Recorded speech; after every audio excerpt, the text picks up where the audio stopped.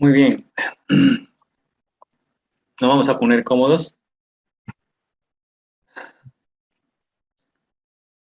y vamos a cerrar nuestros ojos para iniciar nuestra meditación. Iniciamos nuestro trabajo en esta noche. Vamos a envolver esta reunión con una cúpula de luz, para lo cual primeramente vamos a inhalar lenta y profundamente. Por primera vez inhalamos, retenemos, exhalamos. Inhalamos nuevamente, retenemos, exhalamos. Nuevamente inhalamos, retenemos y exhalamos. Y seguimos inhalando lenta y profundamente, elevando nuestro estado vibratorio, conectándonos con la luz, con el profundo amor de la conciencia cósmica, con los maestros, con los guías, con la humanidad entera. Somos uno con el universo. Vamos a visualizar, vamos a envolver nuestra reunión en una cúpula de luz, una cúpula protectora, de tal manera que nada malo, nada negativo podrá prevalecer en contra de ella, sino que al contrario todo será paz y armonía. Vamos a imaginar, vamos a visualizar mentalmente que estamos siendo bañados por la luz del profundo amor de la conciencia cósmica. Una luz que desciende, una luz dorada, brillante, hacia cada uno de nosotros, que nos va protegiendo y envolviendo con su amor. Se está creando alrededor nuestro una esfera de luz, y en cada uno de manera particular esta luz ingresa por nuestra coronilla, nos envuelve por dentro y por fuera. Ingresa por nuestra columna vertebral y se esparce a todo nuestro ser, a todas nuestras moléculas, a todos nuestros átomos, transmutándolos, elevando su estado vibratorio, limpiándolos, purificándolos, sanándolos. Sentiremos cómo las energías llegan a través de nuestra cabeza y siguen descendiendo hacia nuestros pies. Cubren nuestro cuerpo, cargándolo de energía y sanidad.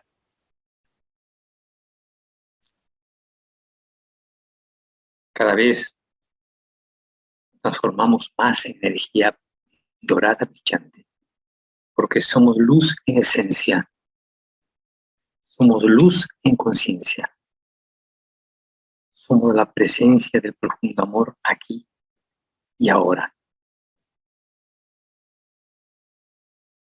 Siempre inhalando y exhalando lenta y profundamente. Inhalamos y exhalamos. Nuestro ser brilla profundamente con esta luz.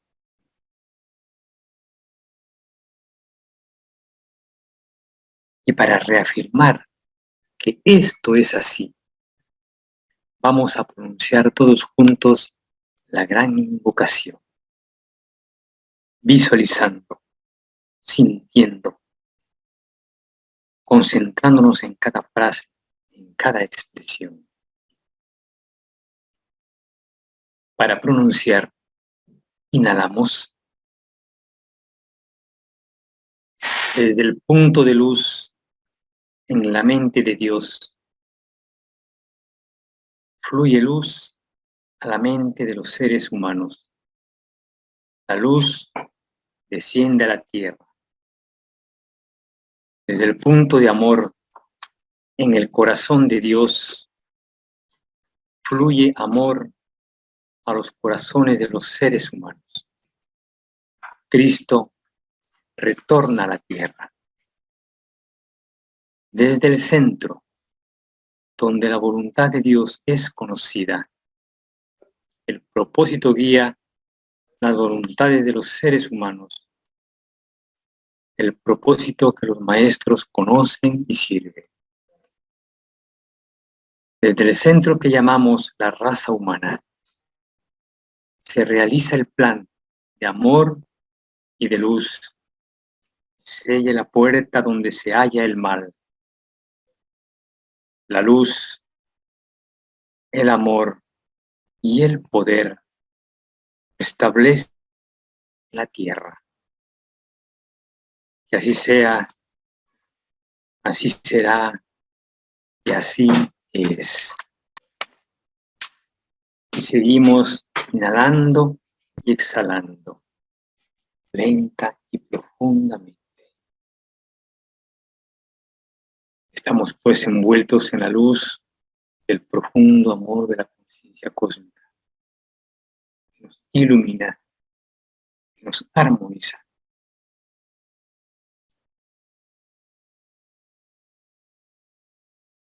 Y en ese estado profundo de armonización, vamos a pronunciar los mantras Rama, Amar y Om. Primeramente haremos el mantra Rama, visualizando que del centro de la galaxia se emana un rayo violeta brillante y nos envuelve y se expande hacia la Tierra.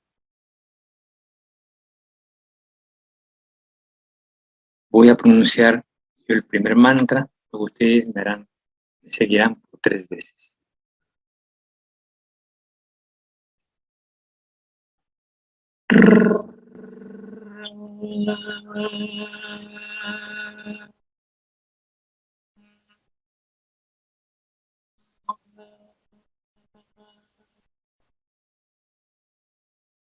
Por primera vez inhalamos.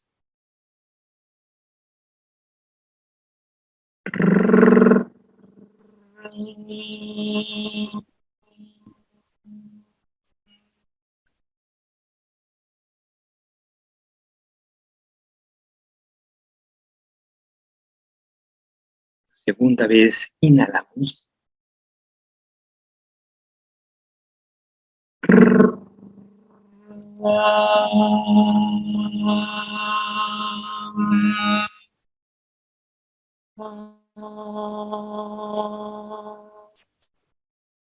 Por tercera vez inhalamos.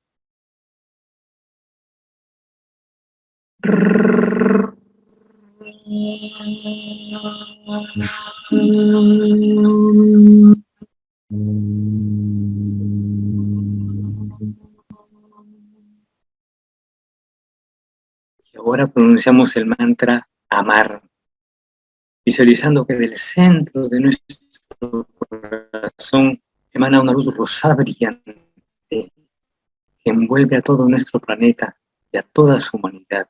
Los amamos a todos. Inhalamos.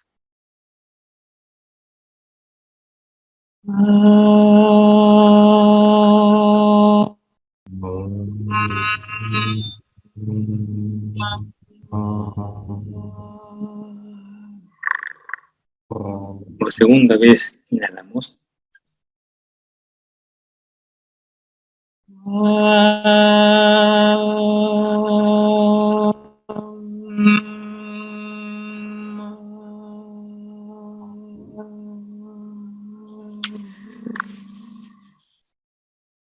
Por tercera vez inhalamos.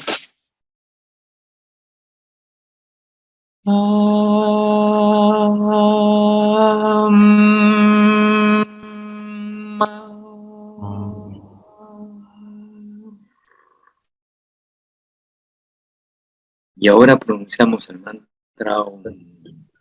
visualizando en nuestro corazón, en el centro del corazón, la esencia divina, la luz dorada brillante. Inhalamos. Por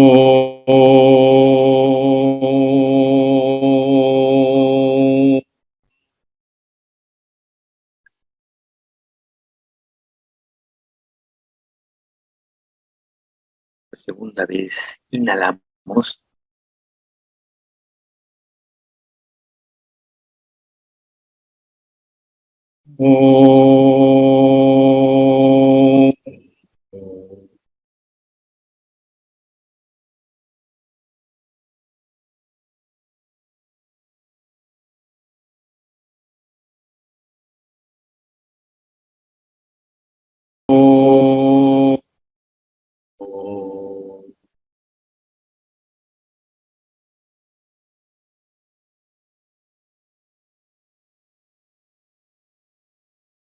Ahora, en este estado profundo de armonización, vamos a relajar nuestros pies.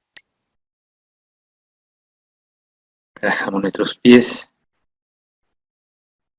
Subimos a nuestras piernas lentamente, rodillas, muslos.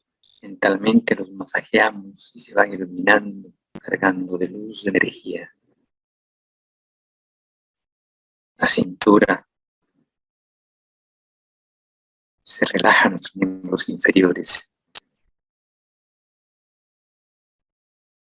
Base de la columna vertebral. Subiendo por esta. Relajamos los músculos de la espalda, hombros, pecho, abdomen. Nuestros órganos internos los vemos funcionando perfectamente, llenos de luz, armonizados, cumpliendo todas sus funciones.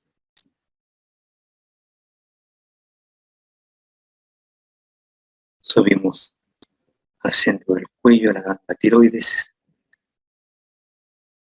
regulando el metabolismo. Bajamos por los brazos, codos, antebrazos, muñecas y manos. Masajeamos nuestro rostro. Se relaja, se ilumina una sonrisa suave. Masajeamos nuestra nuca, se relaja. El cuero cabelludo, los pelos. Entramos al cerebro. Vemos la glándula pineal y pituitaria iluminadas. Y estamos totalmente relajados, en armonía profunda. Y en este estado de relajación vamos a visualizar un túnel de luz en nuestro entrecejo. Y vamos a ingresar por él.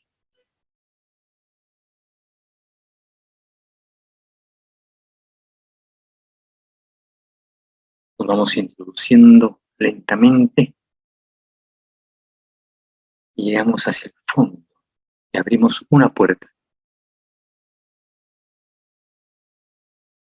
Y al abrir esa puerta nos encontramos en el universo, en el espacio, sobre la Tierra, en círculo, sobre ella.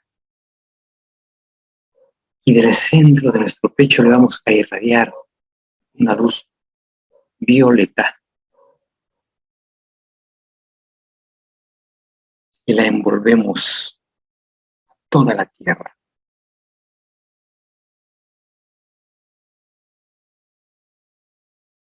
Vamos a fijar nuestra mente, nuestro amor, nuestra luz hacia el norte del Perú y a los demás países del norte, Ecuador, Colombia.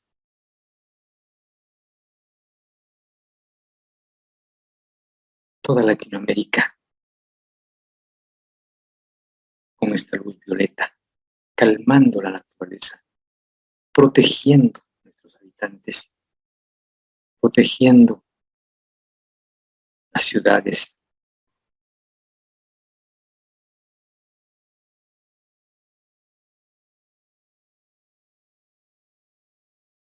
Enviémosles amor, mucho amor.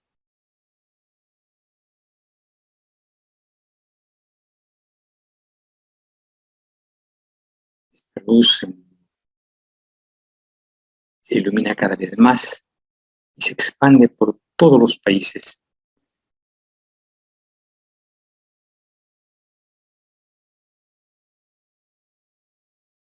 Por todos los continentes, los mares, los océanos, hasta el centro mismo de la Tierra.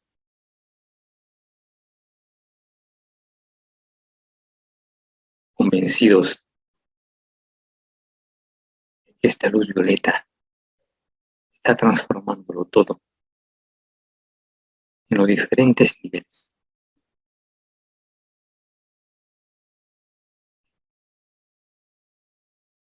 Dejamos de irradiar.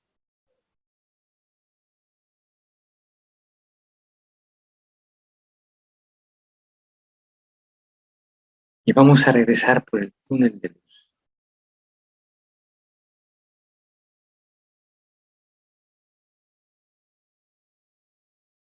Vamos regresando lentamente y salimos de este túnel. Y vamos a colocar las palmas de las manos sobre nuestro pecho.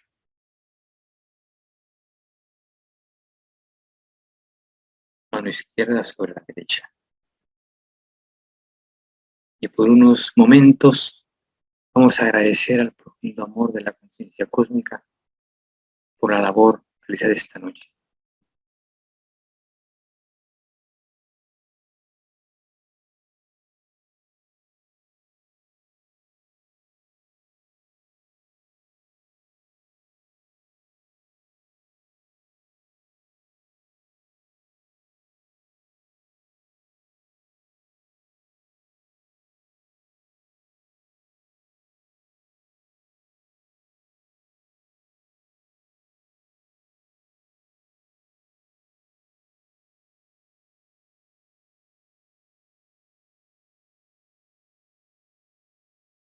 Si a Dios y a los maestros por clase, está hecho.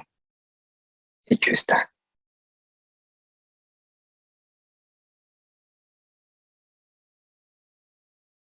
Tomamos una inhalación profunda, inhalamos, retenemos, exhalamos. Y poco a poco, lentamente, vamos a bajar nuestros brazos, vamos a movernos lentamente, abriremos nuestros ojos y estaremos en paz.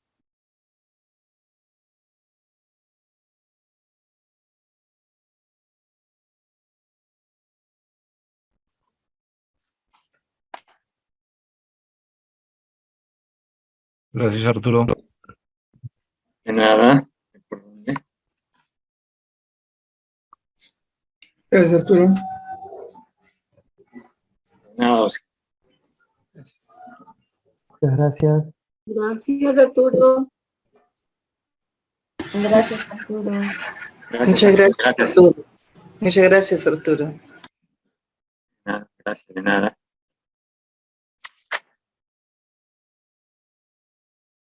Bien. Bien, buenas noches con todos. Entramos a la segunda parte de la reunión con la presencia de nuestro hermano Eduardo Biglioni de los grupos de Uruguay. Ya ustedes lo conocen porque en otra oportunidad también nos ha visitado y ha compartido con nosotros también una charla, ¿no?, anterior. Y bueno, el día de hoy él nos va a tocar el tema humanos, claves de la intervención genética. Y ya como ustedes saben, bueno, se ha planteado cuatro preguntas que una de ellas es: ¿somos el resultado de una intervención genética extraterrestre? 2, ¿qué elementos la delatan en nuestra vida desde los primeros homínidos hasta la actualidad? Punto 3, acontecimientos históricos y mitológicos que sugieren una intervención foránea. Y 4, ¿fue el maestro Jesús parte del proceso? Y bueno, no sé, Eduardo, si deseas que se hagan las preguntas en función a lo que vas avanzando o al final, y seguramente se va a hacer un poquito más largo el tema, ¿no? Adelante, Eduardo. Sí, Gracias bueno, por... muchas gracias Gino, muchas gracias a todos ustedes por la invitación. Me encanta estar acá en el canal de ustedes. Así que bueno, nada, vamos a comenzar con la exposición. En realidad es una exposición que va a intentar responder todas esas preguntas. Me gustaría así compartir unas diapositivas, Gino, que me van a servir también de ayuda a memoria, porque es bastante Dale. extenso el tema. Ajá. Sí puedes compartir ya. ¿Sí? Al mismo tiempo, como van a estar viendo las diapositivas, sino a mí, para achicar un poco el tema del ancho de banda acá, que todavía no tenemos por ahora, vamos a tener en cualquier momento, pero por ahora no tenemos fibra óptica y hay varias personas acá usando el internet. Voy a sacar cámara para no quedarme colgado, y si me quedo colgado, Gino, por favor avísame, me mandás un mensajecito, porque me ha pasado en otras oportunidades que he quedado sin internet, digamos, y he seguido hablando y han pasado 10 minutos y yo ni cuenta me doy. Así que Ay, claro que si sí. llega a pasar algo, espero tu mensaje por acá, ¿está? Bueno, entonces vamos a comenzar con la exposición. Comenzar por una experiencia que tuve no hace mucho tiempo, o después de que uno empieza a madurar algunas cosas, empieza a comprender otras, ¿no? Una de ellas me sucedió con mi nieta hace poco. Tengo una nieta hace unos meses, y la primera vez que la vi, digamos, que los papás la estaban cambiando y todo lo demás, yo me pregunté, observé, me dije, fue como una especie de insight ahí, ¿no? Una suerte de iluminación, digamos, ¿no? Y una de las preguntas que me hice, o algo que me sorprendió, digamos, ¿no? ¿Cómo el ser humano ha tenido la posibilidad de poder sobrevivir a lo largo del tiempo eh, en las condiciones tan delicadas en las cuales nos encontramos cuando recién nacimos, ¿no? Cuando recién nacemos. Veía a mi bebé ahí tan frágil, perdón, a la bebé de mi hija, la veía tan frágil, que me cuestionaba cómo hicimos para sobrevivir con el frío, por ejemplo, ¿no?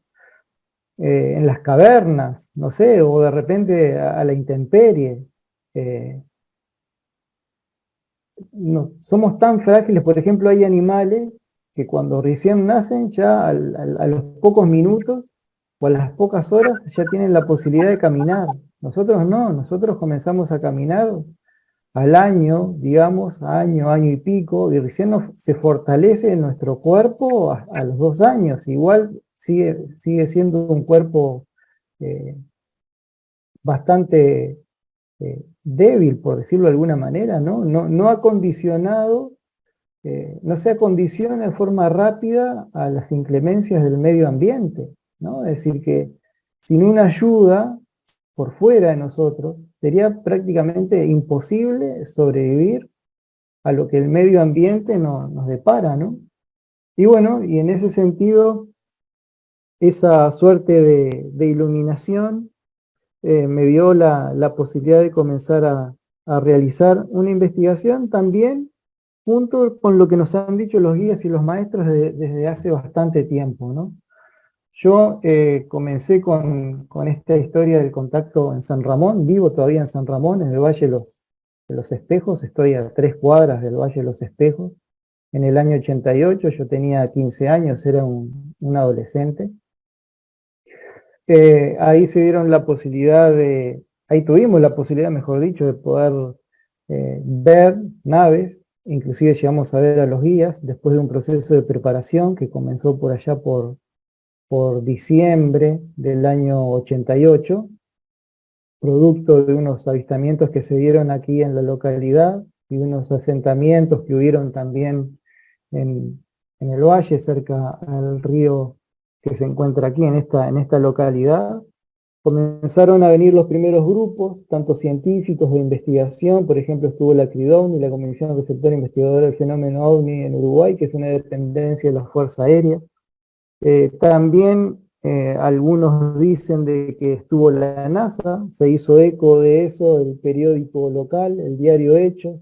Comenzaron a venir también grupos de índole espiritual, y uno de los primeros grupos que vino a San Ramón de índole espiritual fue el grupo Rama. En aquellos tiempos era bastante complejo acceder a la información, ¿no? Tener un libro, por ejemplo, en las manos era prácticamente imposible. Todo estaba revestido de una mística, una super mística, que era muy difícil acceder a un libro. Hoy en día tenemos bibliotecas o librerías de temática mística casi que en todas las ciudades, ¿no? Y se pueden comprar inclusive por internet. En aquellos tiempos no era así. Mi primer libro, el primer libro que leí fue OVNIs SOS la Humanidad, de Juan José Benítez, que me lo prestaron, y me lo prestaron un amigo, Carlitos Bermúdez, que me dio la posibilidad de comenzar con mis primeras meditaciones, porque él tuvo la facilidad de poder ingresar a los grupos Rama antes que yo. Él me prestó el libro, pero con la condición de que se lo tenía que devolver a las 24 horas. Entonces en 24 horas me tuve que leer todo el libro. Ese libro y otro, el siguiente, Los guías extraterrestres y la misión Rama, como se llamaba en aquel momento, también lo tuve que leer en 24 horas. Sé que parece increíble, pero estuve noche y día despierto para poder leerlo y devolvérselo a mi amigo, ¿no? Porque si no, vaya a saber qué era lo que podía suceder. Era bastante complejo en aquel momento acceder a la información. Y bueno, y ahí comencé con mis primeras prácticas, mis primeras experiencias con los guías y con los maestros, y bueno, eso fue increciendo hasta que, bueno, hoy en día estamos acá compartiendo con ustedes esto, ¿no? Una de las cosas que aprendimos en aquel momento y que me pareció fantástico, por lo disparatado, ¿no?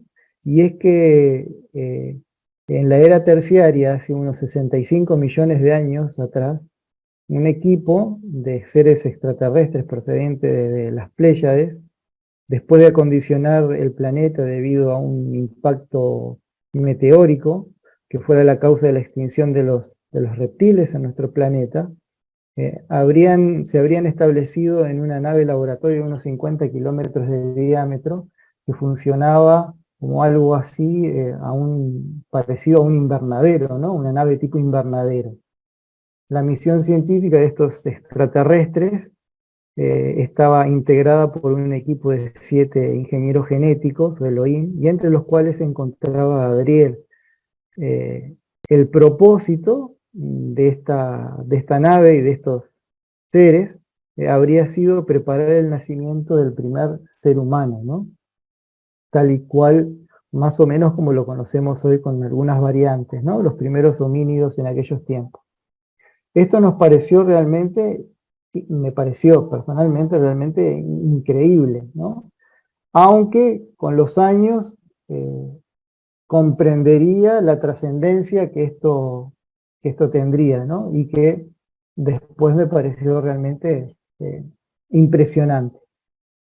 En el año 2003, bastantes años después de haber hecho la guía de prácticas con mi instructora, con María Angélica Carrión, y el curso de instructores con Sisto Paz aquí en Uruguay, en el año 2003 habíamos logrado las confirmaciones necesarias como para que el 22 de enero de ese mismo año, del 2004, del siguiente año 2004, pudiéramos realizar un viaje, una expedición a la Cueva de las Manos, junto con Hernán Curvelo, un amigo que yo conocí precisamente teniendo mis primeros grupos en Canelones. Hoy en día somos hermanos espirituales con Hernán. Él se mudó a Argentina, pero mantenemos un contacto casi a diario, a pesar del tiempo y de la distancia, ¿no? En el año 2003 llegamos a estas confirmaciones y en enero del 2004 realizamos este viaje a Cueva de las Manos, donde tuvimos una experiencia interesante, donde pudimos profundizar un poco más lo relacionado con lo que nos habían dicho los guías con respecto a esta nave laboratorio. Llegamos a Perito Moreno, en la provincia de Santa Cruz.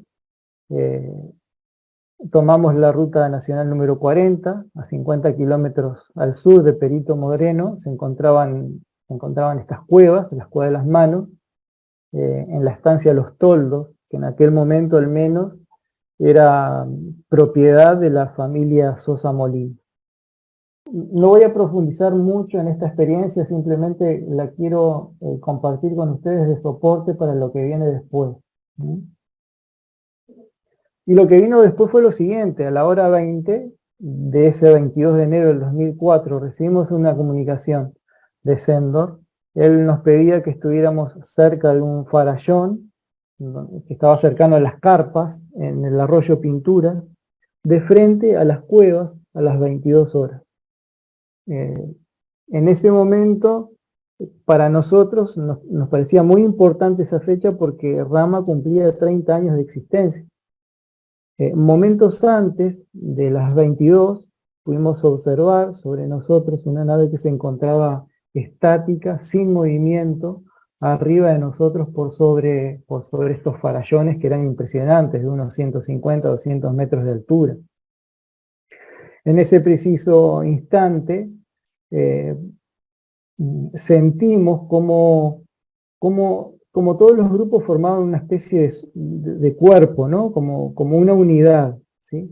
Esa sensación de unidad parecía extenderse a todo el lugar. Eran todas las almas que estaban trabajando en ese momento y haciendo irradiaciones planetarias, ¿no? Inclusive esa sensación de unidad que experimentamos, también la sentimos con el medio ambiente. Las rocas parecía que dejaban de ser rocas, se percibía la vida inherente precisamente a los minerales de la roca. Lo mismo sucedía con las hierbas del lugar. Ya no eran simplemente hierbas, sino que se sentía la vida que se encontraba en ese lugar, como pequeños seres que estaban expectantes de alguna manera a lo que estaba sucediendo en ese momento, ¿no? Estas pinturas rupestres que están viendo acá son una imagen de lo que hay en el interior de esas cuevas. Una de las cosas que nos llamó la atención, por ejemplo, fueron los 3 círculos concéntricos que más tarde de alguna manera asociamos con lo que conocemos como con la Atlántida, ¿no? En esa experiencia se nos dijo que el ser humano había sido creado como una suerte de síntesis universal, ¿sí? Y por esto le correspondía establecer el equilibrio cósmico de evolución, un equilibrio que de alguna manera se había perdido hace un tiempo atrás, desde el punto de vista cósmico, ¿no? Tiene que ver esto con el plan cósmico, en el cual no voy a profundizar en este momento, simplemente estoy haciendo una suerte de soporte teórico para lo que va a venir más adelante en relación a nuestra propia genética.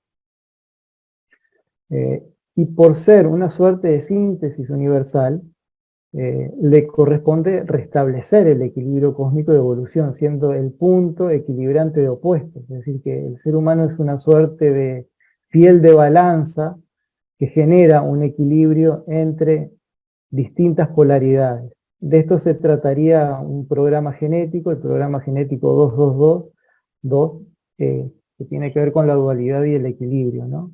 Nuestra genética tendría aspectos de 2 entidades del universo mental, de las 2 entidades del universo mental más preponderante, digamos, ¿no? Como lo son Miguel y Luzbel y del propio Padre Creador. Seríamos una suerte de síntesis universal en este sentido. Por esto se dice en el libro sagrado de la Biblia de que el hombre habría sido creado poco menos que un ángel, pero para sentarse a la diestra de Dios. Además de esto, nosotros sabíamos que de acuerdo a los guías extraterrestres, se mencionaba a los atlantes como fundadores de la civilización egipcia, quienes igualmente habrían apoyado a los aztecas, a los incas, a los toltecas, a los aymara, aquí en el sur de América. En conexión con esto, en el año 2001, las comunicaciones informaban sobre una migración atlante también desde el norte brasileño hasta el sur del continente americano. Desde el norte brasileño hacia el océano Atlántico habría habido un puente de conexión atlante momentos antes del cataclismo atlante, ¿no? Teniendo en cuenta los datos aportados por los guías, esta experiencia nos había dado elementos que conectaron a la civilización atlante con los nativos de la Patagonia del sur argentino, que era donde nos encontrábamos en ese momento, los patagones.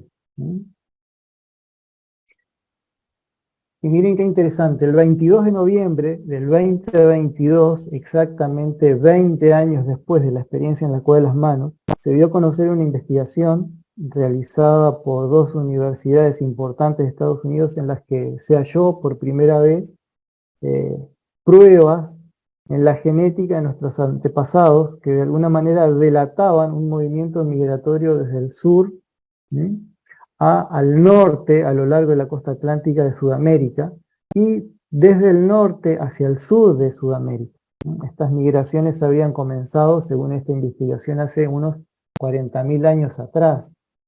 Ahora hay datos científicos que confirman los contactos con los guías y maestros de hace muchos años atrás, sobre estas migraciones que nosotros habíamos recibido entre el año 2001 y 2004 en la Cueva de las Manos, estas migraciones de extremo a extremo en Sudamérica, pasando por enclaves bien importantes, como por ejemplo Paraúna, la zona del Paititi, la Cueva de las Manos y otros lugares. Pero ¿cuál es la importancia de todo esto? Que detrás de estas migraciones habrían causas trascendentes, ¿sí? Más allá de la búsqueda de mejores regiones para sobrevivir, para el cultivo, en fin, mejores regiones más aptas para poder vivir, se trataba fundamentalmente de migraciones que tenían que ver con la búsqueda de una tierra adentro, ¿sí? Una tierra prometida, la tierra sin mal, ¿sí? Más allá de la búsqueda de las buenas pasturas y del mejor clima, había una suerte de peregrinaje arcaico en nuestra América del Sur que llevó que nuestros nativos se vincularan entre sí genéticamente de norte a sur y de sur a norte. Pero ¿cuándo comenzó este proceso de desarrollo genético? Porque fue en realidad un proceso de desarrollo genético, ¿no? En Génesis 1:26 leemos, por ejemplo, un párrafo bien interesante que dice: entonces dijo Dios, hagamos al hombre a nuestra imagen y semejanza, conforme a nuestra semejanza, y señoré en los peces del mar, en las aves de los cielos, en las bestias y en toda la tierra. Ese versículo bien conocido por todos nosotros. Los dioses, o Dios, dice, hagamos al hombre a nuestra imagen y semejanza. Es decir, que está hablando en plural, ¿sí? No se trata de un solo individuo. Esto lo podemos ver en Génesis 1:26. Pero no solamente el Dios de los hebreos se habría manifestado de esta manera y que habría sido más tarde plasmado esto en el Génesis, en la Biblia, sino que también en otros libros y antiguos mitos, por ejemplo, en el poema épico sumerio Enuma Elish, ¿sí? Se describe a la creación del ser humano de esta manera. Se dice que la diosa Ea propone crear a un ser para adorar a los dioses y trabajar por ellos. Para esto se toma la sangre de un dios que es sacrificado para este fin y se mezcla con arcilla para crear a la humanidad. Es decir, que la mezcla de la sangre de este dios se mezcla con barro, algo que nos recuerda a la creación hebrea, ¿no? Donde el ser humano en la Biblia, en el Génesis, se menciona que el ser humano fue creado a partir del agua y la tierra, a partir del barro. Bueno, esto mismo sucede en un poema épico sumerio, el de Numa Elish. Luego la diosa madre, Ninhursag, modela la arcilla y le da forma humana a esta arcilla, a este barro, mientras que el dios Enki le otorga vida y conocimiento, ¿no? Es decir, que le otorga la parte intelectual, la parte de la conciencia. Este texto sumerio de la creación manifiesta exactamente cómo Ea toma 14 pedazos de arcilla, y acá aparece un número bien interesante, toma 14 pedazos de arcilla colocando 7 a la derecha y 7 a la izquierda, para dar origen al ser humano. Es bien significativo colocar esto acá, me parece bien importante colocarlo, porque el 14 también tiene que ver con la liberación de un óvulo desde el folículo donde se desarrolla. Generalmente esto sucede aproximadamente a los 14 días antes del siguiente periodo menstrual, es decir que el 14 está íntimamente ligado con el desarrollo embrionario, ¿no? Muy importante tenerlo en cuenta esto, ¿no? Otro ejemplo es el mito de la creación hindú, ¿no? Se describe que Purusha se sacrificó a sí mismo, otro sacrificio, el sacrificio de otro dios, se sacrifica a sí mismo para crear todas las cosas, ¿no? Purusha se dividió en diferentes partes, dividió su cuerpo en diferentes partes que se convirtieron al final en las diferentes castas de la sociedad hindú. Por ejemplo, la cabeza de la cabeza de Purusha surgirían los brahmanes, ¿no? Que serían algo así como los maestros hindúes, ¿no? Tenemos otro mito, por ejemplo, el mito guaraní, ¿sí? En el principio, según estos nativos, en el principio solo existía el mar y el cielo, ¿sí? Y en medio de ellos estaba el dios Tupá. Este dios habría creado al mundo y a la humanidad, ¿sí? Para esto habría pedido ayuda a otro dios, a Kawasu, quien junto a él, ¿no? Quien junto a Tupá también crearon a la humanidad. ¿A partir de qué? A partir del barro, ¿sí? A quienes los dioses les dieron más tarde el fuego para poder sobrevivir, ¿sí?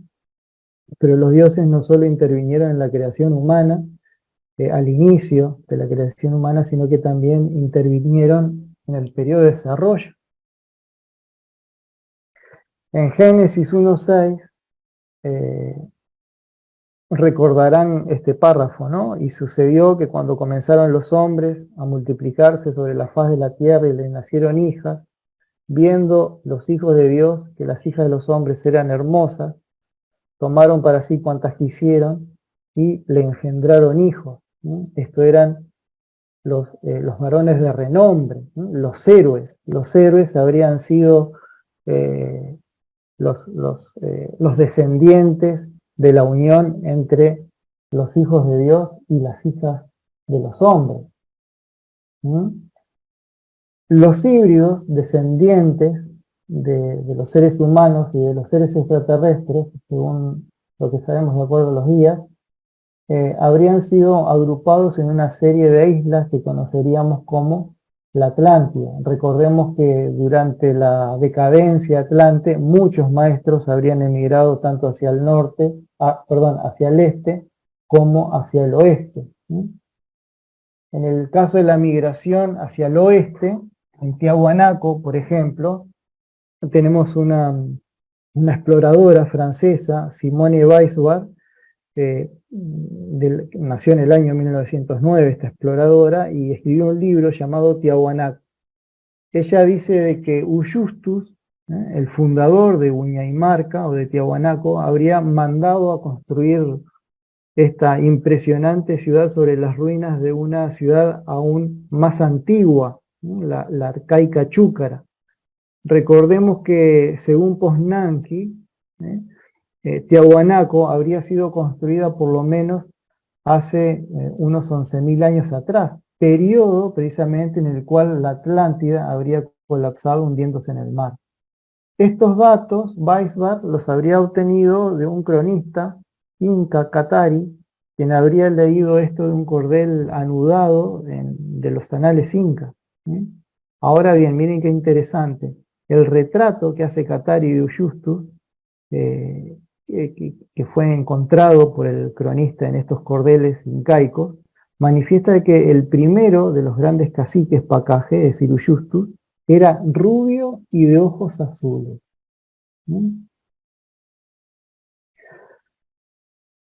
También, me olvidaba de comentarles porque tiene que ver con la imagen acá atrás.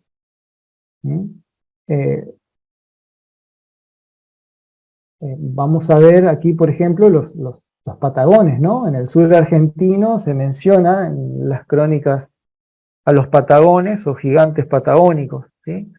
Estos serían un pueblo de gigantes, según relatan los cronistas, y estas crónicas habrían aparecido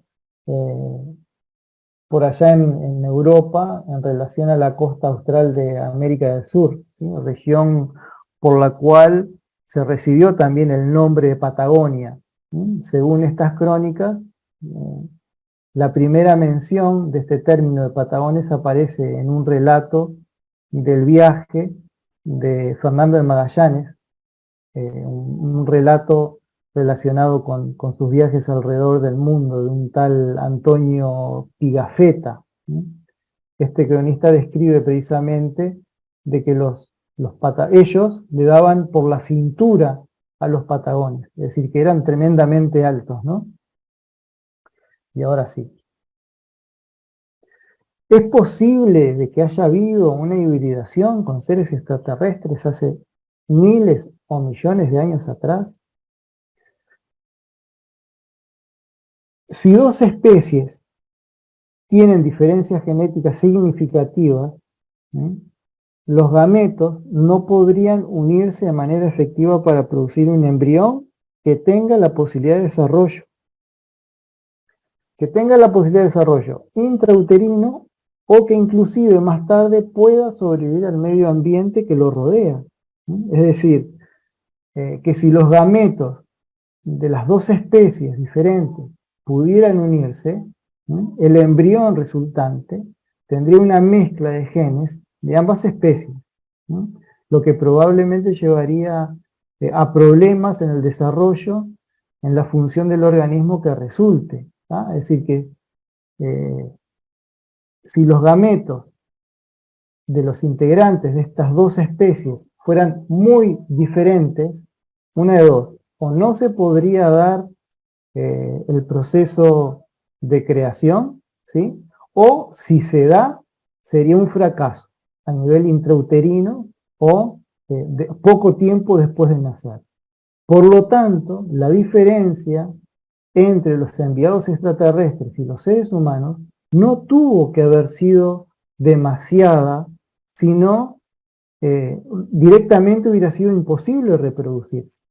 Es decir, que de alguna manera tenía que haber una afinidad que nos diera la oportunidad de sobrevivir como especie, como seres humanos, a pesar de la intervención genética.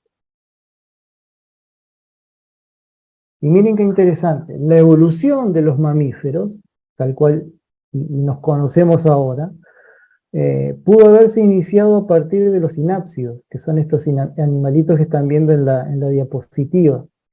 Estos sinápsidos, también llamados reptiles mamíferoides, es decir, que hay una hibridación acá entre mamífero y reptil.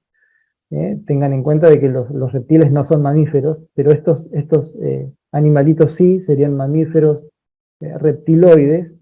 Fue un proceso gradual en el cual las mutaciones genéticas fueron la causa de que hoy nosotros estuviéramos aquí en la Tierra, además de la intervención extraterrestre proporcionada por un meteorito, por el meteorito de la extinción masiva, ¿no?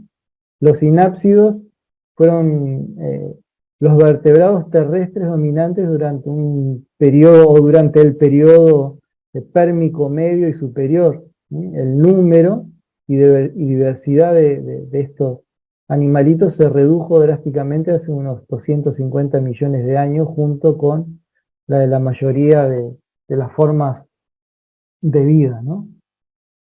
Es decir, que el ser humano, en ciertos aspectos, es descendiente de los propios reptiles. Y a propósito del meteorito que les comentaba hace segundos, el meteorito que cayó en la península de Yucatán, en México, en un sitio conocido como el cráter de Chicxulub, es importante tener en cuenta una cosa, ¿no? Es curioso tener en cuenta de que cayó en el lugar preciso. En este lugar precisamente donde cayó, se encuentra el 13% de la superficie de la Tierra que contiene los componentes necesarios como para que el encuentro cósmico se convirtiera en un suceso de extinción masiva de los reptiles. Es decir que si el meteorito hubiera caído en el otro 87% del planeta donde no se encontraban esos componentes orgánicos dispersos por toda la atmósfera, hoy los reptiles seguirían siendo los amos del planeta. Es bien interesante, es bien causal que este meteorito haya caído precisamente en el 13% de la Tierra que contenía los componentes que fueron dispersos por todo el planeta y que de alguna manera causaron la extinción masiva de los reptiles. Entonces acá se me ocurren algunas preguntas, ¿no? ¿Por qué los mamíferos logramos sobrevivir a la extinción masiva? ¿Cómo lo hicimos? ¿Cómo se produjeron estas alteraciones genéticas? Reflexionando un poco también cómo este meteorito viene a caer precisamente en ese 13% del planeta que contenía estos componentes como para que hubiera una extinción masiva a nivel de los reptiles, ¿no? El asunto es que los bebés en el periodo intrauterino tienen unos músculos adicionales en las manos similares a los de los reptiles. La mayoría pierde estos músculos a los pocos meses antes de nacer, y todavía no se ha encontrado la explicación de por qué estos músculos se desarrollan en el periodo intrauterino para poco después desaparecer, diluirse en el vientre materno.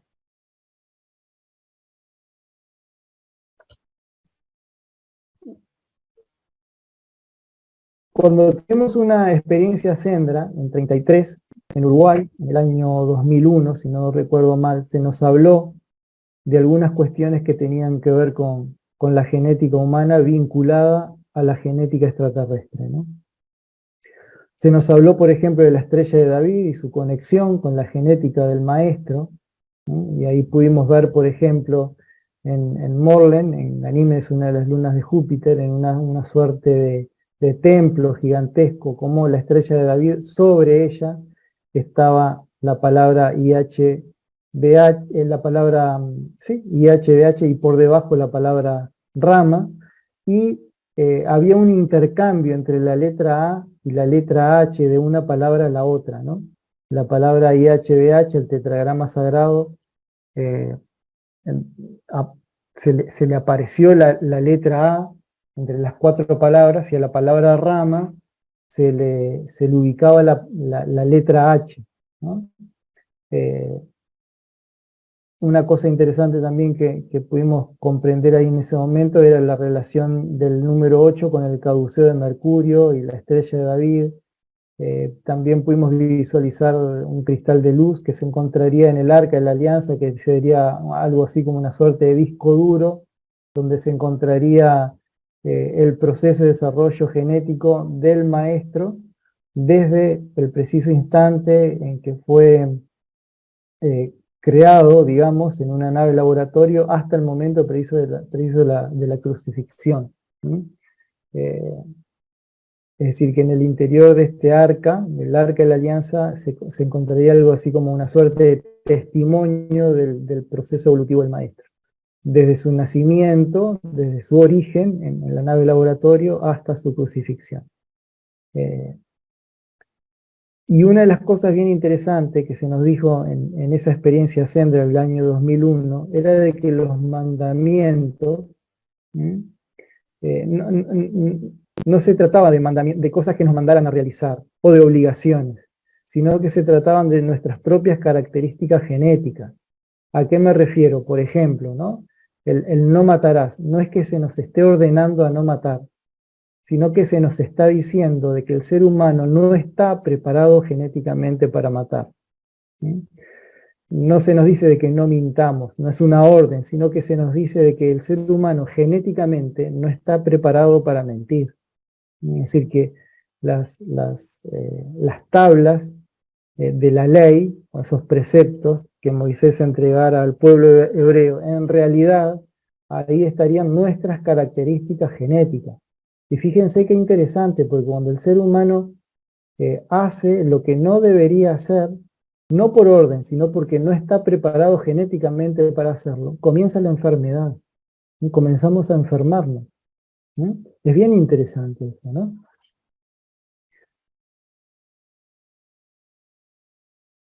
Y en relación, por ejemplo, a la genealogía de Jesús, es bien interesante tener en cuenta algunas cosas, ¿no?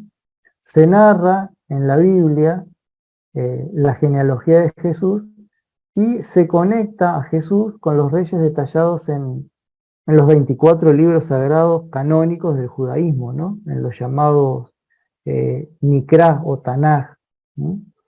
El árbol genealógico de Jesús aparece 2 veces, por ejemplo, en Mateo y en Lucas, y ambos tienen al rey David como antepasado común, aunque tienen algunas diferencias, ¿no? Lucas va un poco más allá y traza la ascendencia de Jesús hasta Adán, al que refiere como hijo de Dios, aunque desde una perspectiva cristiana, el seguidor de Jesús, ¿no es cierto? Lucas, establece a la genealogía de Jesús como resultado también de un proceso divino, ¿no? Es decir, que es decir, que tiene que ver más allá de lo relacionado con el maestro de Galilea. Es decir, establece una conexión entre el maestro de Galilea y el mismo Dios por medio de un proceso de desarrollo evolutivo. El Evangelio de San Marcos describe la genealogía de Jesús hasta David, como les había comentado, y Abraham, con 3 bloques de 14 generaciones. ¿Sí? En Mateo capítulo 1, versículo 17, también un capítulo bien, un párrafo bien conocido por nosotros, dice que así que hubo un total de 14 generaciones desde Abraham hasta David, 14 desde David hasta la deportación a Babilonia y 14 desde la deportación hasta el Cristo. Un número bien interesante relacionado con el retorno. Para los hebreos cada letra del alfabeto, como ustedes saben, tiene un valor numérico y el valor para el nombre de David, precisamente como ascendiente de Jesús, da 14. David da 14, que se relaciona con las 14 generaciones. Lo que de alguna manera subraya la ascendencia davídica de Cristo y su identidad como el Mesías que todos esperamos en el futuro, ¿no? En esta imagen, bien particular, lo que estamos viendo es una obra de arte llamada La Anunciación, de San Emigdio. Es un retablo del artista italiano, de un artista italiano, Carlo Crivelli, que muestra la escena de la Anunciación. Van a observar ustedes por acá un elemento bien particular. Espero que se esté viendo el puntero del ratón.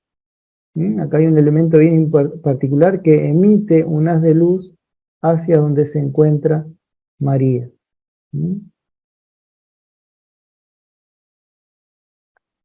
Por otra parte, la diferencia de Lucas, quien solo nombra a varones, en la genealogía de Jesús, Lucas solamente nombra a varones. Mateo menciona a 5 mujeres. Por ejemplo, menciona a Tamar, quien concibió un hijo con Fares, gemelo de Sara, en una relación con su suegro, Judá. También menciona a Rab, una antigua prostituta de Jericó. Ruth, también, una moabita pagana. Betsabé, mujer de Urías, elitita, quien tuvo una relación adúltera con el rey David. Y finalmente, María, la madre de Jesús. Así que Mateo se atreve de alguna manera a mencionar a estas mujeres como ascendientes de Jesús, como formando, mejor dicho, parte de la genealogía del Maestro. Es bien interesante tener esto en cuenta. Lo anterior hizo que un señor llamado Jerónimo de Estridón, quien había traducido, por ejemplo, la Biblia del griego y del hebreo al latín, por encargo del Papa Dámaso I, sugiriera de que Mateo, de que el atrevimiento, entre comillas, de Mateo, por nombrar a estas mujeres como ascendientes de Jesús, estaba pensando en una suerte de cambio moral para que ya no fuera exclusivamente patriarcal. Esto es bien interesante, tener en cuenta su relación con María Magdalena, por ejemplo, la relación de Jesús con María Magdalena es bien interesante para la reflexión y la investigación de cada uno de nosotros. María Magdalena la conocemos como la supuesta mujer adúltera, ¿no? A la que Jesús salva de la lapidación, en un episodio que solo relata el Evangelio de Juan.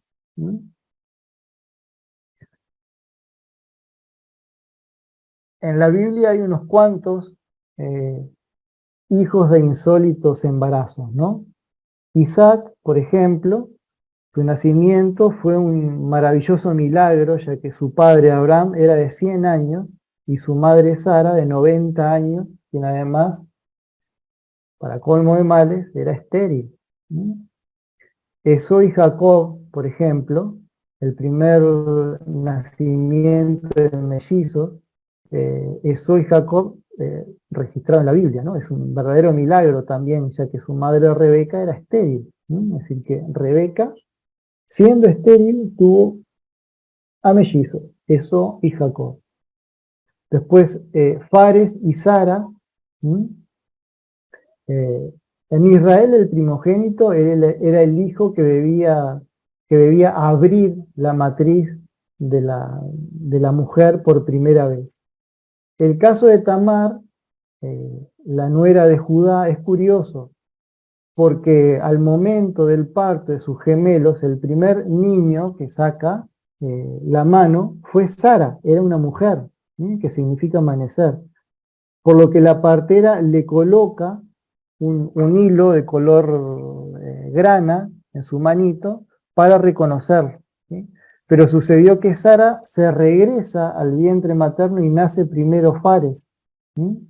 Que significa brecha, por lo que la genealogía de Jesús viene a través de Fares y no de Sara, ¿sí? No viene a través de una mujer, sino que de un hombre. Esto lo podemos leer en Génesis 23, 27, 30. Otro caso misterioso fue el de José y Benjamín.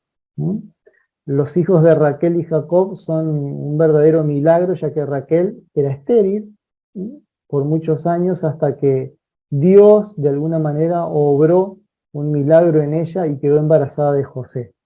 Raquel muere al dar a luz a su segundo hijo Benjamín, ya que tuvo un embarazo bastante complicado de acuerdo a lo que relata la Biblia, ¿no? Otro caso bien interesante fue el de Sansón.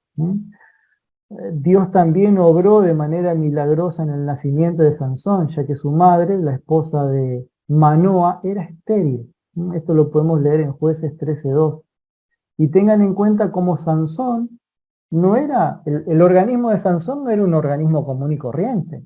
Tenía una fuerza increíble, llegó a matar un león con sus manos, hizo caer un templo con la sola fuerza de sus músculos. Es decir, que la genética de Sansón es una genética bien particular. Nos recuerda aquello de los gigantes nacidos de la unión de las hijas de los hombres con los hijos de los dioses. Otro, por ejemplo, fue Samuel, otro parto bien interesante. Dios obró en la vida de Ana, esposa de Elcana, quien era estéril, y quedó embarazada de su hijo Samuel, y ella le dedicó a su hijo a Dios, y Dios la siguió bendiciendo después con 3 hijos más y 2 hijas más. Esto lo podemos ver en Samuel 1 y 2. Y después, finalmente, tenemos a Juan el Bautista. Dios obró también en el vientre un milagro en la vida de los ancianos Zacarías y Elizabeth, ya que Elizabeth, además de ser anciana, era estéril, le dio a su hijo Juan el Bautista a Zacarías, quien nació meses antes de Jesús. Esto lo podemos leer en Lucas 1:7, es decir, que el propio preceptor del maestro, todos los maestros que nacen tienen un preceptor, alguien que abre el camino para que el maestro se pueda manifestar, ¿no? Precisamente Juan el Bautista, como el preceptor del Maestro Jesús, también nació gracias a una concepción milagrosa, ¿no? Y bueno, y por último nos queda Jesús. Aquí otro cuadro de la Anunciación, es el episodio de la vida de la Virgen María, en el que el ángel Gabriel le anuncia que va a ser la madre de Jesús. Y miren qué interesante esta obra de arte, ¿no? Esta obra de arte, llamada La Anunciación, también es un retablo realizado por un pintor toscano del Renacimiento, Fra Angelico, que fue pintado entre 1425 y 1426. El recorrido desde la nave laboratorio hasta el nacimiento de Jesús. Van a ver acá una suerte de luz que se halla en el Edén, espero que estén viendo el puntero, donde se encuentra el ángel Gabriel, están Adán y Eva, y la otra parte de la obra, está Gabriel anunciándole el nacimiento de un hijo pródigo a María, y la luz atraviesa los espacios como si atravesara el tiempo, como si hubiera una suerte de hilo conductor entre lo que tiene que ver con el Edén, lo que nosotros conocemos con la nave laboratorio, hasta el preciso momento de la Anunciación, cuando María queda embarazada de forma insólita, por decirlo de alguna manera, ¿no? Es bien interesante tenerlo en cuenta eso. Parece que hubiera una suerte de línea conductora que atraviesa el espacio y el tiempo, también indicándonos o manifestando de alguna manera esas intervenciones genéticas a lo largo del tiempo, ¿no? Como misión secundaria, cada avatar, cada maestro que llega al planeta Tierra aproximadamente o más o menos cada 2200 años, más o menos, ¿sí? Debe preparar el retorno del siguiente maestro, ¿sí? De la era por venir. Así Jesús preparó la venida del Hijo del Hombre, ¿sí? El maestro de la era de Piscis preparó también la venida del maestro por llegar, el maestro que estamos todos esperando, ¿no? Como la segunda venida de Cristo, ¿sí? En esta era. Ahora, en esta era de Acuario, se espera que el espíritu crístico no sea sostenido por un solo organismo, ¿sí?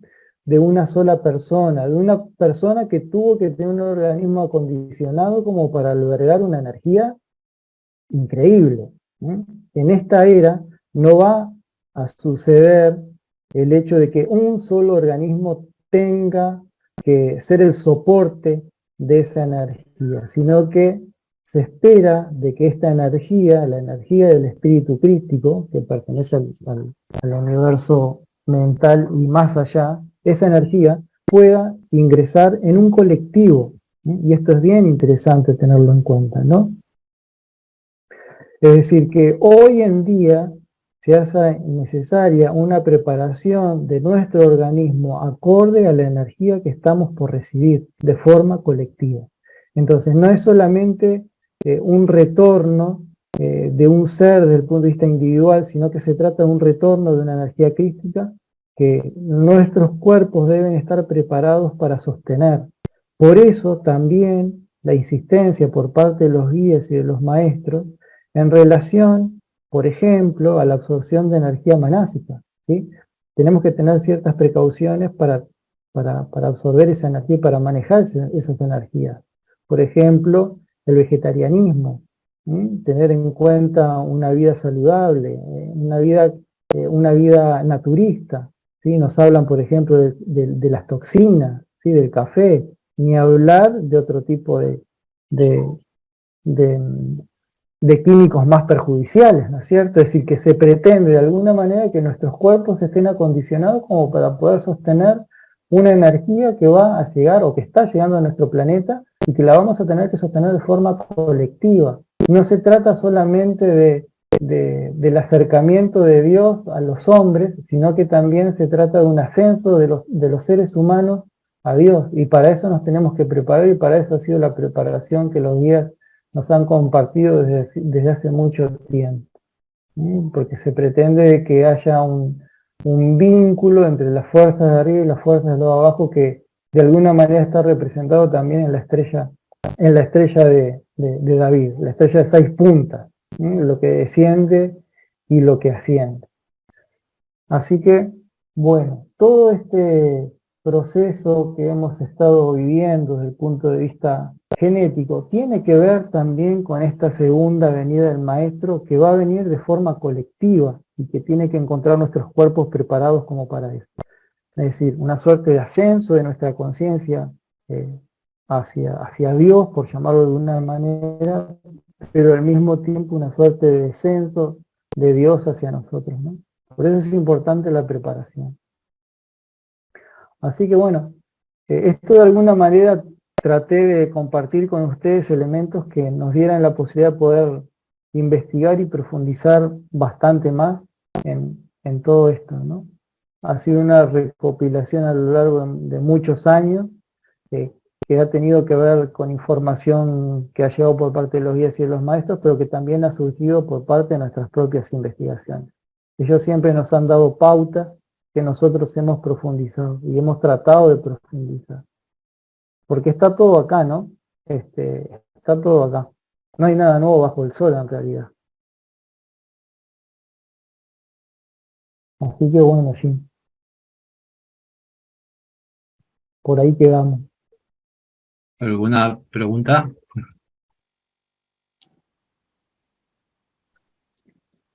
Sí, Gino, quisiera preguntar si tiene alguna relación esa genética, digamos que heredada de la época reptiloide, de la que se supone también tenemos influencia.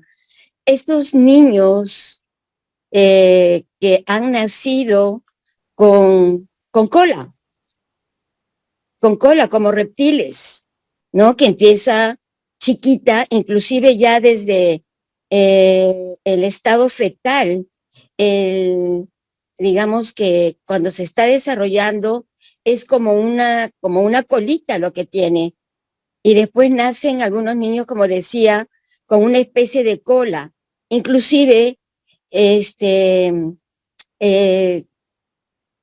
hay personas que tienen la piel como escamosa, como reptiles. De hecho, conozco a una amiga que su hijita nació con piel escamosa hasta el día de hoy, no como si fuera un reptil. Tiene toda la piel escamosa y está oscurecida inclusive, como medio color marrón, como medio medio verdoso. ¿Podría tener alguna influencia de esta genética? Sí, seguramente sí. Tener en cuenta de que el ser humano es una suerte de síntesis universal, ¿sí? Por ejemplo, en nuestras manos en el periodo intrauterino, llegamos a desarrollar una suerte de aletas entre los dedos, que parecen aletas como de pez, ¿sí? Teniendo en cuenta, por ejemplo, de que la vida emergió de los océanos. Inclusive antes de los reptiles, había peces en los mares primigenios, después surgieron los reptiles, y nosotros somos el resultado de todo ese proceso.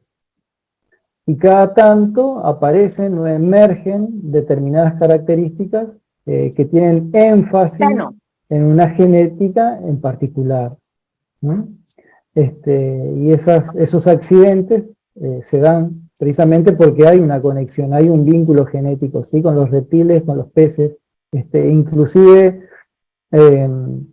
hay el movimiento energético nuestro, del ser humano, es común al movimiento energético del universo, inclusive, ¿no?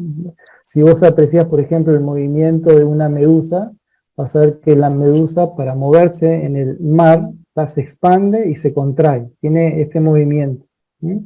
Es exactamente el mismo movimiento que nosotros tenemos a la altura del diafragma para poder respirar. Nuestro diafragma se mueve como una especie de medusa, ¿sí? Que es lo que hace de que nuestros pulmones se compriman y se expandan y que nos da la posibilidad de poder respirar, ¿sí? Entonces, el ser humano es una suerte de resumen evolutivo de todo el planeta Tierra. Ese movimiento de expansión y contracción, por ejemplo, lo encontramos desde el punto de vista de los principios herméticos en el principio de polaridad, por ejemplo, ¿no? En el principio de ritmo, ¿no? Es decir que literalmente somos una síntesis universal y por lo tanto, como síntesis universal, nuestra responsabilidad, por llamarlo de alguna manera, sería llegar a ser el fiel de la balanza en este universo de evolución dual, ¿no? Y eso es bien interesante. Por eso en la Biblia se decía, el hombre fue creado poco menos que un ángel, pero para sentarse a la diestra de Dios. Porque tenemos, inclusive, tenemos elementos energéticos del propio Padre Creador, en el centro de nuestro propio corazón, ¿sí? Así que bueno. Yo me pregunto que después de tantas y tantas generaciones desde que se dio esta genética, ¿es posible que en nuestros días pueda surgir seres con propiedades reptiloides?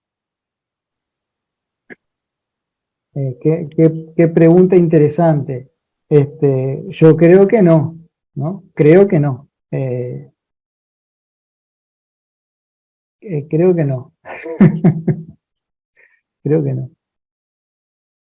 Porque ya la genética mamífera, digamos, ya tiene una potencia determinada, ¿no? Y para que surja una genética reptiloide en el ser humano, tendría que haber otro tipo de intervención que de alguna manera anulara todo este proceso, ¿no? De miles de años. Y eso no va a suceder. Esperemos al menos que no suceda, ¿no? Esperemos al menos que no suceda. ¿Le puedo hacer una acotación? ¿Sí? Del hecho de que, bueno, yo lo siento así, me resuena de que no creo que retrocedamos a ser reptiloides, porque la energía crística se asienta genéticamente en los mamíferos, porque los reptiloides son de sangre fría y se reproducen por huevos. En cambio, los mamíferos nos reproducimos por nacimiento, por nacimiento de parto. Por lo tanto, la energía crítica se asienta en la parte mamífera. Y para claro, eso se creó el ser humano, para que nosotros pudiéramos albergar en nosotros la energía crítica. Se creó el ser humano y otros desaparecieron, ¿no? Así que bueno, se creó el ser humano y otros desaparecieron precisamente para eso. Sí, la energía crística tiene que ver con la matrística de la humanidad, con un aspecto matrístico, con la parte de la madre, digamos, ¿no? Sí, sí. El mamífero es un ser de contacto, que se vincula también por contacto, ¿no? Algo que no sucede con los reptiles, por ejemplo. Y para que hubiera una transformación como la que menciona Liliana, tendría que haber una intervención genética foránea directa, ¿no? Y eso no creo que vaya a suceder.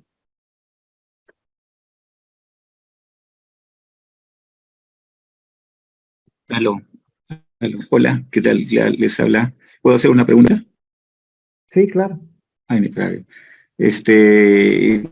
Como decía, este proceso, entonces,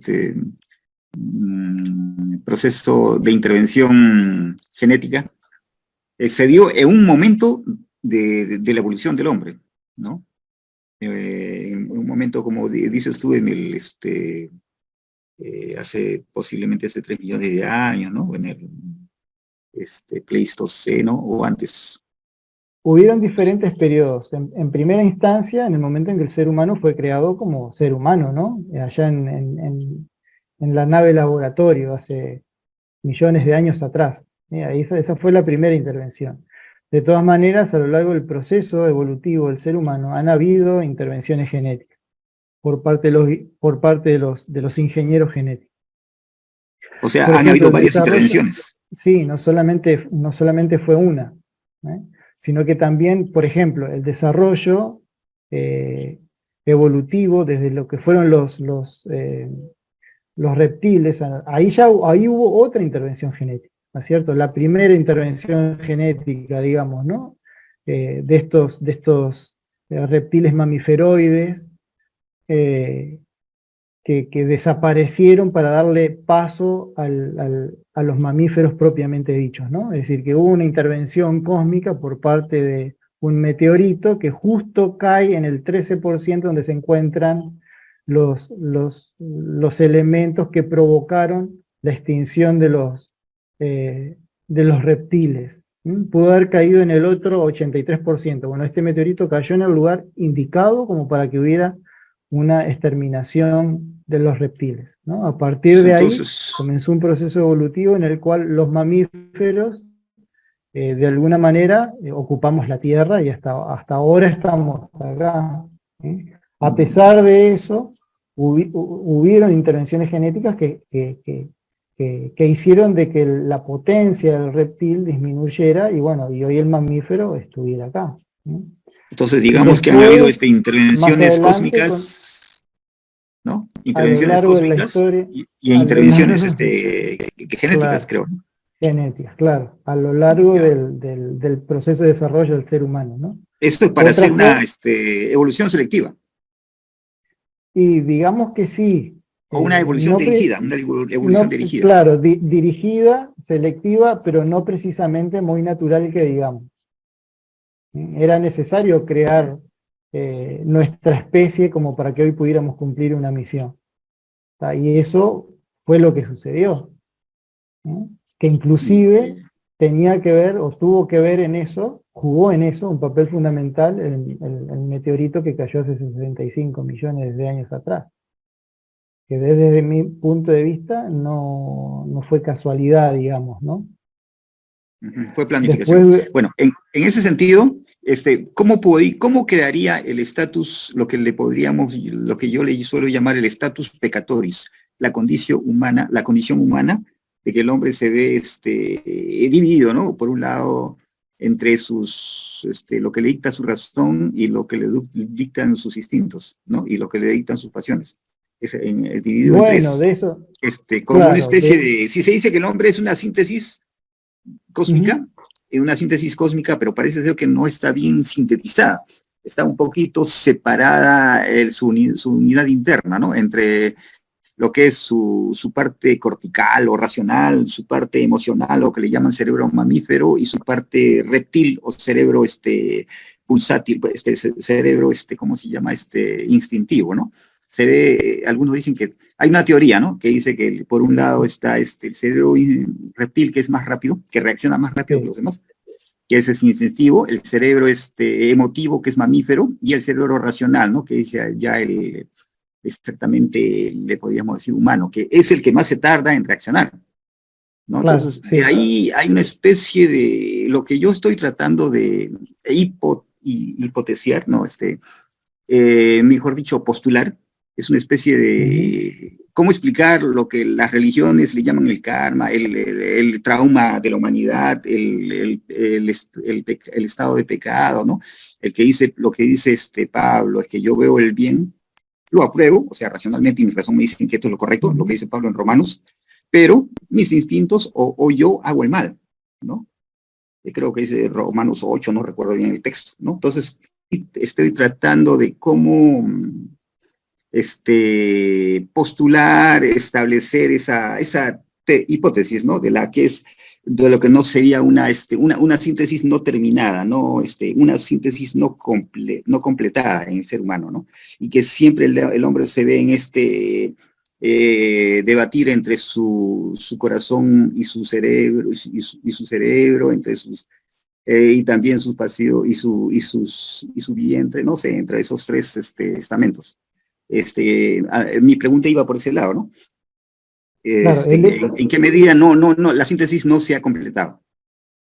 claro, el hecho de que el ser humano sea una síntesis, ¿ah?, de diferentes aspectos del universo, por ejemplo, de Miguel, de Lucifer y del propio Padre Creador, no contradice el hecho de que sea una síntesis. Es decir, que somos una suerte de resumen de diferentes aspectos de la humanidad. Por eso es que tenemos que formar parte, o somos parte de este fiel de la balanza que pone en equilibrio ambos platos, ¿sí? Es decir, síntesis precisamente significa de que tenemos un poquito de todo, y en ese poquito de todo nos tenemos que debatir. Precisamente vivimos en un universo de evolución dual, donde uno está constantemente optando, ¿sí? Está optando por, no sé, por tomar un vaso de Coca-Cola o tomar un vaso de agua. Y eso es lo que nos da la posibilidad de poder desarrollar nuestra conciencia. El ser humano tiene la posibilidad de poder evolucionar a través de dos vías, a través de la asociación de ideas o del choque de la experiencia. Cuando no podemos hacerlo a través de la asociación de ideas, porque no comprendemos determinados procesos, evolucionamos a través del choque de la experiencia, ¿no es cierto? Entonces, yo no sé qué es tomar agua y tomo toda mi vida Coca-Cola y a cada rato, y bueno, y eso va a tener una repercusión a nivel orgánico que me va a causar la enfermedad debido a los azúcares, al carbón, al carbonato que tiene la Coca-Cola, en fin. Entonces, el hecho de que seamos una síntesis no contradice nuestros aspectos duales, ¿no es cierto? Entre, por ejemplo, tomar una Coca-Cola y tomar un vaso de agua. Y es precisamente por ese aspecto dual que tenemos, es que podemos evolucionar y podemos desarrollarnos. Y gracias a eso, eso nos da la posibilidad de poder estar por sobre nuestros propios maestros y tutores, que es el objetivo de la misión del ser humano en este planeta. De acuerdo al plan cósmico, que no da para profundizar en eso demasiado ahora, pero de acuerdo al plan cósmico, el ser humano tenía que de alguna manera destrabar el proceso evolutivo universal debido a que había una suerte de estancamiento. Los guías extraterrestres, por ejemplo, evolucionan por servicio, ¿no?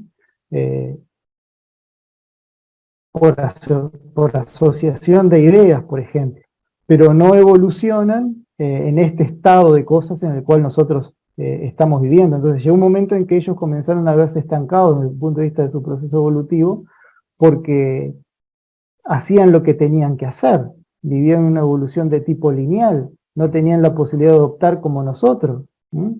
Entonces, en ese sentido, como hacían lo que tenían que hacer y evolucionaban por servicio, llegó un momento en que no podían hacer más de lo que estaban haciendo, como una suerte de panal de abejas, que cada uno tiene su misión y hacen lo que tienen que hacer. Entonces, cuanto más ascendían en la montaña, más lento se hacía su ascenso. A partir de ahí se decidió llevar adelante un proceso evolutivo distinto, en el cual la dualidad primara en este sentido, ¿no? Bueno, a partir de ahí vienen unas cuantas cosas. La dualidad en el ser humano es necesaria porque nos da la posibilidad de poder evolucionar, ¿no? El ego, por ejemplo, nuestro carácter que se encuentra en la superficie entre nuestro interior, es una suerte intermediario entre nuestro interior y nuestro exterior, nos da también la posibilidad de poder evolucionar, porque estamos constantemente enfrentados inclusive a nosotros mismos, ¿sí? Y eso implica ser también una síntesis, es decir, que ser una síntesis no contradice nuestras dualidades, digamos, ¿no? Es decir, que nuestra dualidad es una herramienta para nuestro proceso evolutivo que al fin y al cabo también va a redundar en un mayor desarrollo evolutivo de la jerarquía, que es lo que se pretende de nosotros en este momento. Gracias. Disculpen, tengo otra pregunta. ¿Es posible que aún sigan trabajando al ser humano genéticamente? Porque hoy en día hay muchos niños que están muy desarrollados, muy desarrollados, vienen con unas habilidades increíbles, cosa que no se ha visto en generaciones anteriores. ¿Es posible que todavía se siga trabajando al ser humano genéticamente? Sinceramente no lo sé. Desde mi punto de vista es un proceso evolutivo natural, desarrollo natural, ¿sí? Hay muchos elementos en nuestro medio ambiente que permiten que haya también modificaciones a nivel epigenético, que trasciende lo genético, es decir, que son cambios evolutivos a corto plazo, que son generados por el propio medio ambiente, desde el punto de vista inmediato, no a largo plazo, como sería un cambio genético, por decirlo de alguna manera común y corriente, que hacen de que el niño nazca con mayores estímulos, ¿no? Hoy en día, en el periodo de desarrollo embrionario, por ejemplo, el bebé está, el ser, mejor dicho, en la etapa embrionaria, está constantemente bombardeado, por ejemplo, por sonidos que antes no existían. ¿Me explico?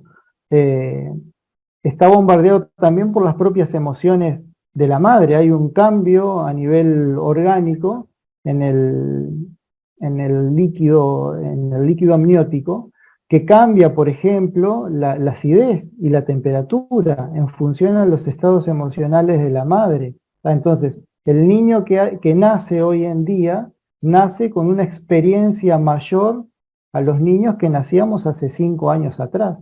Precisamente porque los niños que están naciendo ahora, nacen bombardeados con estímulos que vienen del medio ambiente y que la madre experimenta, que antes no se tenían.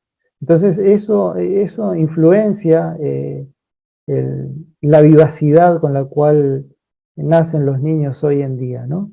Y no necesariamente tiene por qué ser debido a una intervención genética, sino que es producto propio del medio ambiente.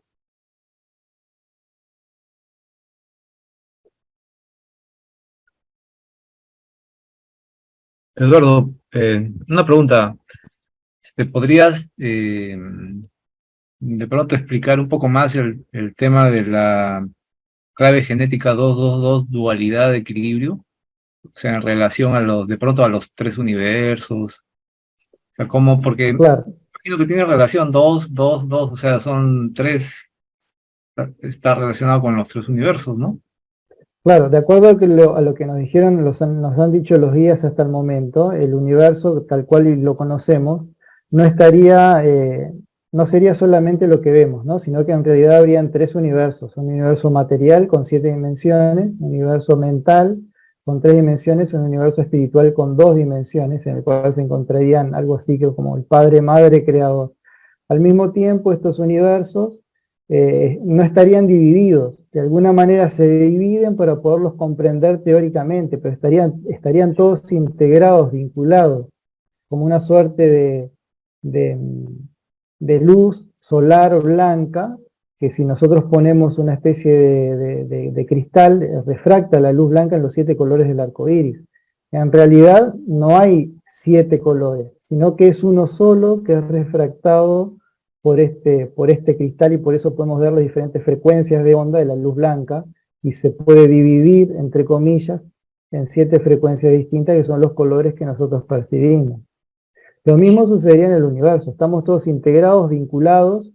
Dios está aquí ahora con nosotros, ¿sí? Es el famoso Dios de Spinoza, de Baruch Spinoza, el que le preguntan a Einstein, ¿no? De qué concepto tiene el de Dios, y Einstein le dice de que él cree en el Dios de Spinoza. Para el Dios de Spinoza está en los árboles, está en las plantas, está en los animales, está en el concreto de la pared.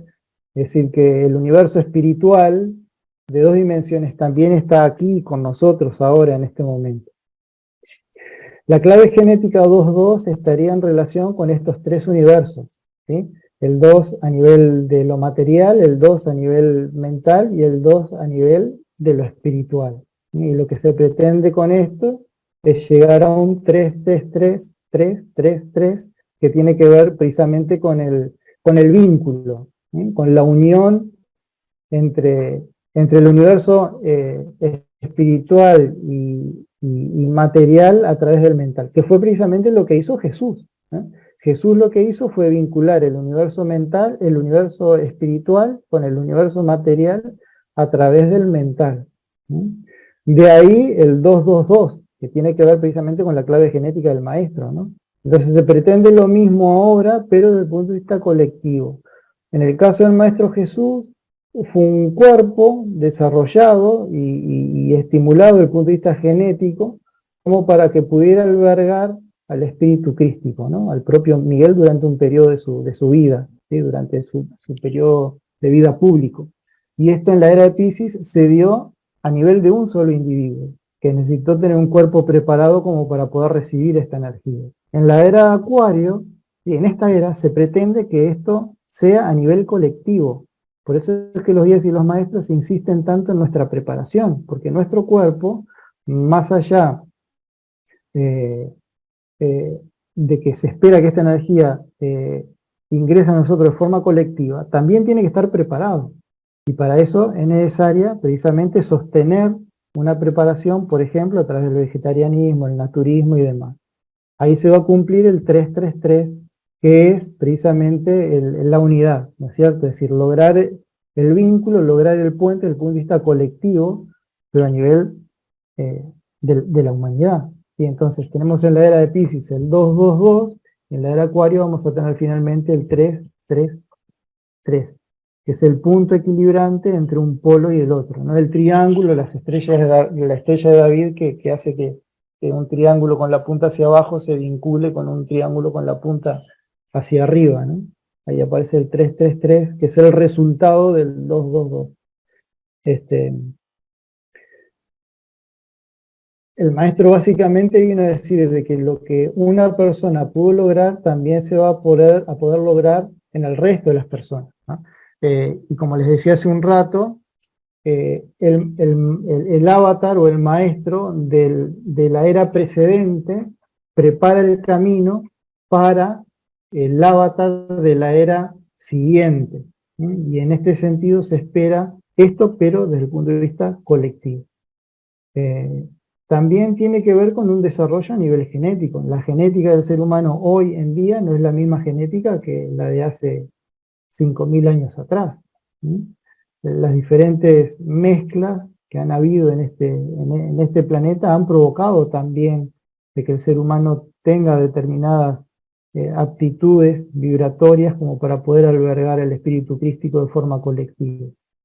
Entonces no solamente se trata de un ascenso, de un descenso de la energía, sino que también se trata de un ascenso de nuestra energía hacia arriba, ¿no? Así que bueno, espero haberte respondido algo. Y aparte del retorno colectivo de la presencia crística, te han hablado también del retorno de Jesús, como se menciona, Claro. así como se fue, así iba a volver. Claro, eso va a suceder también. Es decir, que el maestro que hoy en día se encuentra en Morlen, en Ganímedes, también va a venir de forma individual, ¿sí? Es decir, por eso te digo, va a haber un descenso ¿ah? Un descenso de la energía, pero también un ascenso un ascenso de nuestra energía. ¿Sí? El maestro va a retornar tal cual y nosotros lo esperamos, o la mayoría al menos de nosotros lo espera, como un individuo, digamos, pero también tiene que haber un ascenso de nosotros hacia él. Y en este sentido es también nuestra preparación, ¿no? Es más, hay pautas desde el punto de vista histórico, eh, que, que- que manifiestan de que esto va a suceder realmente, ¿no? Este, pero bueno, está. Esa es otra historia. Esa es otra historia.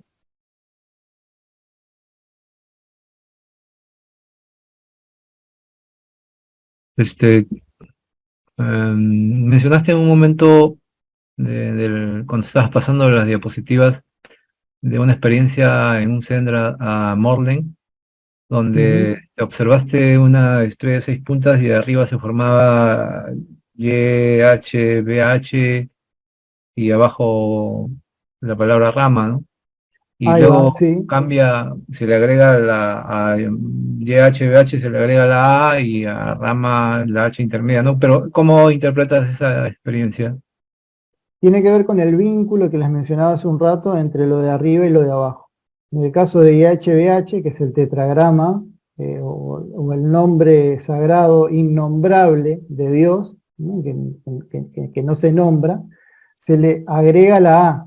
La A caracteriza también el aliento, ¿eh? Es decir, eh, cuando nosotros nacemos, la primer vocal que emitimos es la palabra A, es la letra A, mejor dicho. ¿Mm?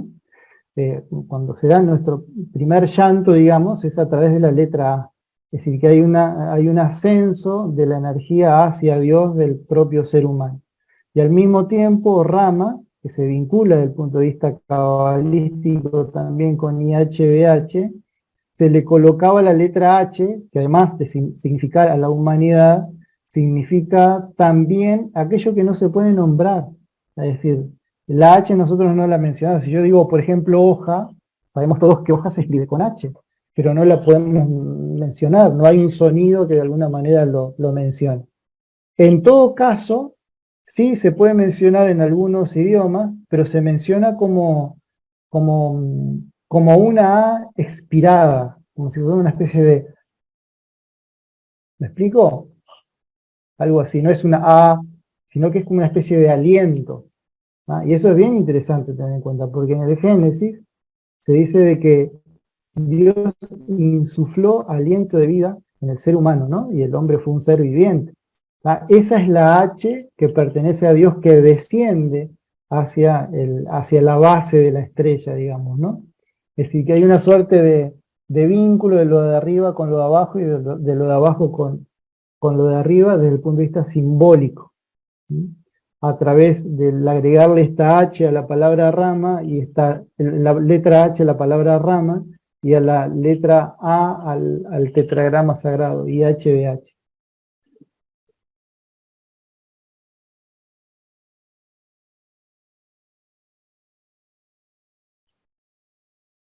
Pero no está relacionado con Yahvé, con Jehová, Claro, sí, sí, sí, claro, el tetragrama sagrado, sí. Está relacionado con el innombrable, digamos, ¿no? Con Jehová, con Yahvé, mencionado en el Pentateuco, ¿no? Los primeros 5 libros de la Biblia, si no recuerdo mal. Ujú. De acuerdo a lo que nos dijeron los guías, el IHBH significaba también nuestra propia clave genética, ¿no? Es decir, que no, tampoco es en realidad de que sea el nombre de Dios, ¿no? Sino que se trata de nuestra propia clave genética, el IHBH, al cual se le agregaba la letra A.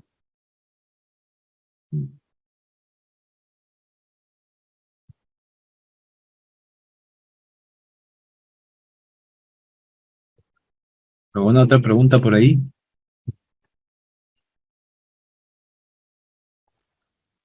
Yo quisiera agregar algo. Dale. Tal vez relacionado porque lo he mencionado muchas veces. Sixto encontró ahora en el viaje un gran trozo de meteorito en la zona de Chiapas, enorme. Yo después voy a poner la foto que yo le saqué a él.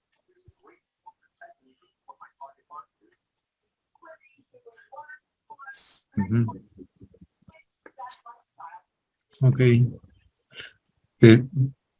Liliana, ¿estás con la mano levantada?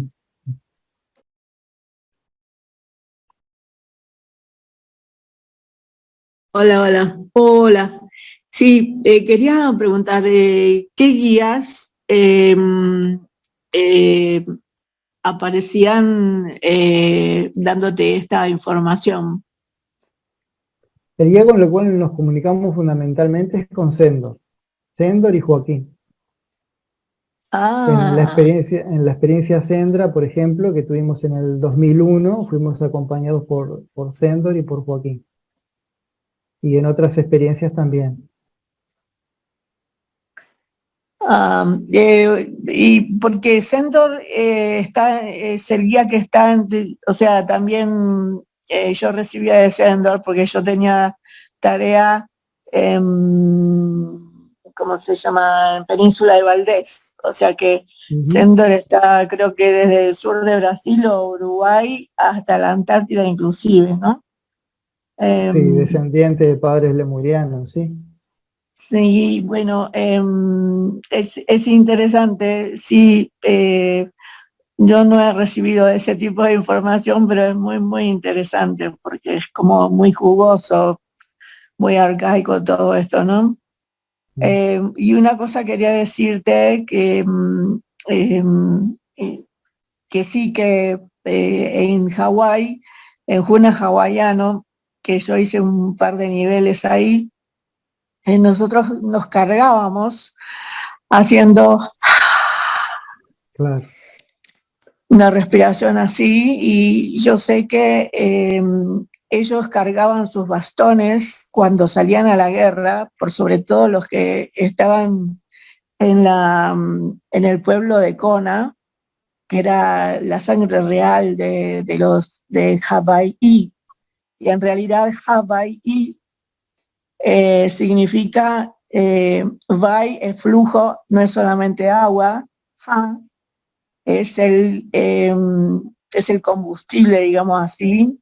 Entonces vendría a ser el vehículo del aliento supremo, porque Hawái y cuando hay una apóstrofe I es lo supremo de lo que viene adelante.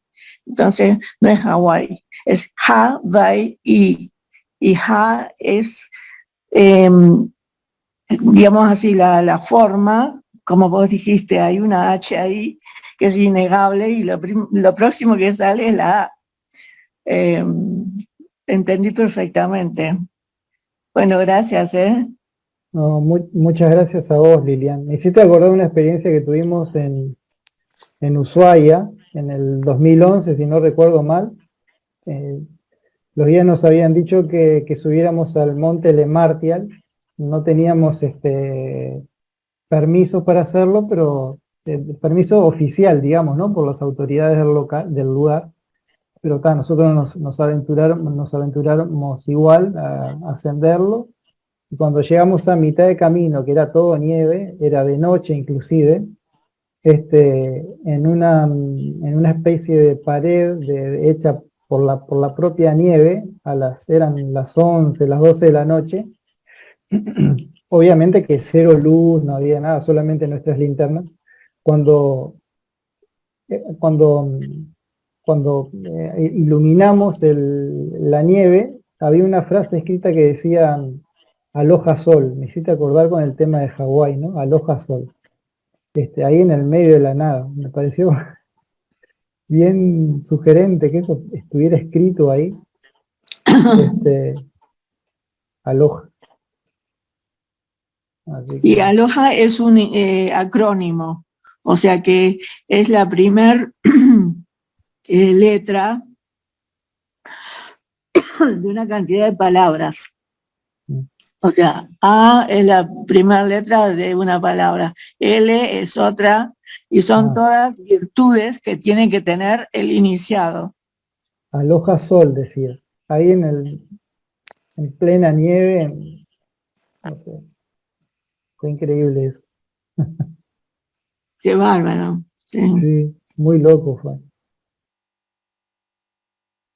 Bueno, muchas gracias. Muchas gracias, Liliana.